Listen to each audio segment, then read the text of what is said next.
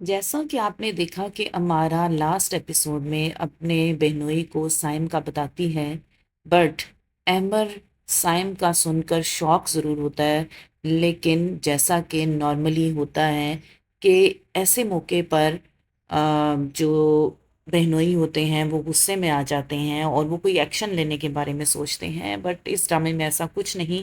وہ یہاں پر پہلے تو مانتا نہیں، اور جب مانتا ہے تو پھر اپنی سالی سے کہتا ہے کہ اگر یہ سچ بھی ہے تو سارا کو اس کی بھنک بھی نہیں لگنی چاہیے، اور وہ اس پر کوئی ایکشن بھی نہیں لینا چاہتا۔ دین امارا اسے کہتی ہے کہ مجھے ایڈریس دے دیں، میں خود چلی جاتی ہوں۔ پہلے تو وہ ایڈریس بھی نہیں دیتا، لیکن امارا کے اصرار کرنے پر اور یہ کہنے پر کہ ٹھیک ہے پھر وہ سارا سے لے لے گی، دین وہ امارا کو ایڈریس دیتا ہے۔ ہمارا سائم کے گھر پہنچ جاتی ہے، وہ اس کی ماں سے ملتی ہے اور اس سے پوچھتی ہے کہ یہ سائم کا ہی گھر ہے۔ ماں پوچھتی ہے کہ تم ایجنسی کی طرف سے ہی ہو؟ دین وہ سمجھ جاتی ہے کہ شاید انہوں نے ایجنسی سے کسی لڑکی کو بلوایا تھا، تو وہ بالکل کہتی ہے میں وہیں سے آئی ہوں، مائمہ میرا نام ہے۔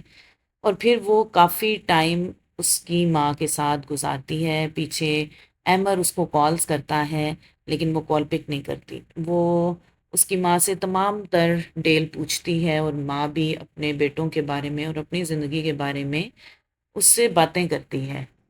امارا واپس آ جاتی ہے، وہ اپنی دوست کو کال کرتی ہے اور اسے بلاتی ہے، اس سے ڈسکس کرتی ہے کہ اس طرح سے ہمیں ایجنسی کا کیسے معلوم ہو سکتا ہے جو کیئر ٹیکر پرووائڈ کرتے ہیں۔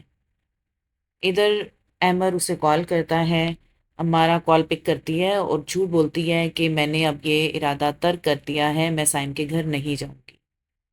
سائم کو کال آتی ہے نوکر کی، اور وہ بتاتا ہے کہ سارا پریگننٹ ہے، جسے سن کر سائم آگ بگولا ہو جاتا ہے اور حیران ہو جاتا ہے، اور اسے بہت غصہ بھی آتا ہے۔ وہ اپنی ماں سے کہتا ہے کہ کیسے کوئی کسی کا گھر برباد کر اپنا گھر بسانے کی کوشش کرتا ہے۔ وہ اپنی ماں سے کہتا ہے کہ وہ پریگننٹ ہو گئی ہے، اور ماں پھر اس پر کہتی ہے کہ یہ تو اللہ تعالیٰ کی مرضی ہے، اور اللہ جب اسے نواز رہا ہے تو ہم کون ہوتے ہیں؟ تم ایسا کچھ نہیں کرو گے جس سے اس کی زندگی میں کوئی پرابلم آئے۔